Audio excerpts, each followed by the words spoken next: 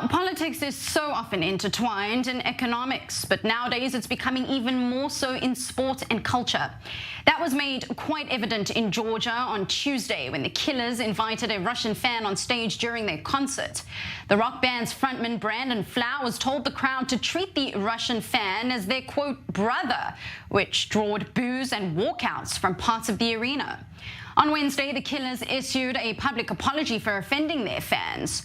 Georgia, which gained independence in 1991, has a long history of tension with its neighbor, especially after Russia invaded it in 2008 and still occupies parts of the former Soviet state. Tensions have been further exacerbated following Russia's invasion of Ukraine last year and the subsequent immigration of Russians to Georgia since then.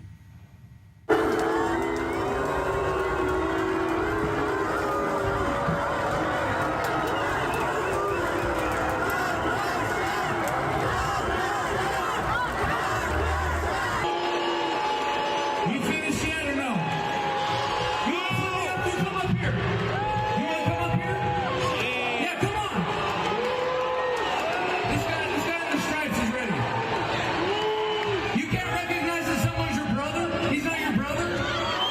No, we all separate on the borders of our countries. That's where you want to separate it all? So I'm not your brother? Am I not your brother? Being from America, am I your brother? No. Let's cross now live to Georgia's capital, Tbilisi, where I am joined by Alex Scrivener, the Executive Director of the Democratic Security Institute. Thank you very much for taking the time to be with us here this evening. I'd like to ask you firstly if you think that politics has a place in areas like sport, entertainment and culture.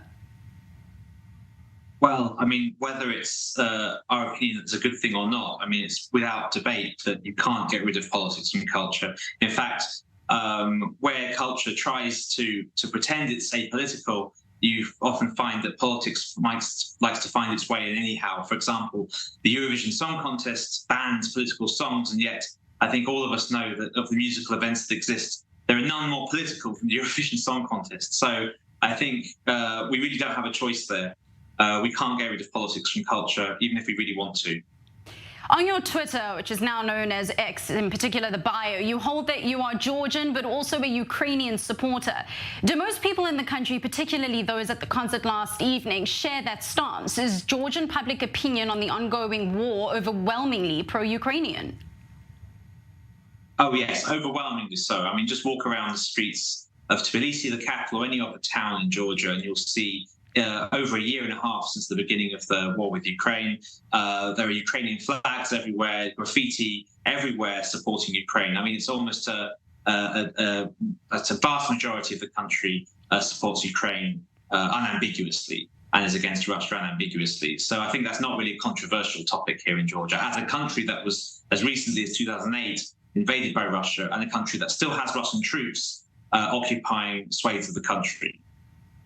Perhaps not now, while war is still raging, but at some point, hopefully, when this should end, and hopefully that would be soon, could Georgians see Russians as what the front runner called brothers, especially sharing so much history and common ground? Why are Russians specifically held in contempt over their president's actions? Do they all support the war? Yeah, I mean, this is a complicated subject and it requires some nuance. So on the one hand, of course, people in Georgia won't see every single Russian as being culpable for the war in Ukraine. On the other hand, there's also a sort of resistance to the idea that this is purely Putin's war. After all, Putin was overwhelmingly supported by the Russian population for many years, even after the 2008 war in Georgia, the 2014 first invasion of Ukraine, where they took Crimea and eastern Donbass. And 1999, when Putin first came to power, he came to power with a brutal crackdown against Chechnya, which could be considered even a genocide against the Chechen people. So for Georgians and for other nationalities of the region, to see Russians say, well, this isn't our war, well, I guess the question is for them, where were you all this time? So for Georgians and many others, genuine political opposition is welcome, but people who have just woken up and worked out that perhaps now they might have to go to war to fight this, that actually they may be against it, there's a slight more skepticism towards those sorts of people. But of course, you know, there's always the prospect for improved relations between countries. But I think there has to be severe change within Russia before Russians will be welcomed with open arms across the region.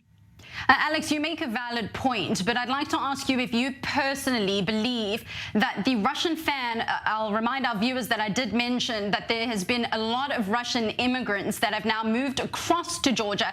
Perhaps some of them don't necessarily believe in what's going on in their country in terms of the special operation, as they call it, according to their narrative in Ukraine. Surely this must have been unfair toward that specific Russian fan at a concert. Do you hold by that, or do you tend to think that all Russians should share the blame for what's happening in their country? I mean, I don't know the person in question. It could well be that the person in question is a long-standing dissident and has been fighting the Putin regime for many years, in which case it would be intensely unfair. On the other hand, the person may be a Putin supporter. I don't know. So it's very difficult for me to comment on this particular case. However, generally, I think there's an expectation that if you're a Russian coming to Georgia or fleeing Russia to escape the war, that you have some kind of, awareness that your country is guilty of this heinous crime of starting this war, and to be very vocal and strong in making sure that your position is against, not just against the war, but also not to be seen to be enjoying yourself and having a great time without, having some understanding of the political context. So I think I can't really comment on this one particular person. I don't know what their political views are. But I think there's a general view that if you're a Russian fleeing the country, there should be some expectation that you are very vocal about not just opposing Putin, but also opposing the whole political imperialist course the Russian state has been upon for decades, if not centuries.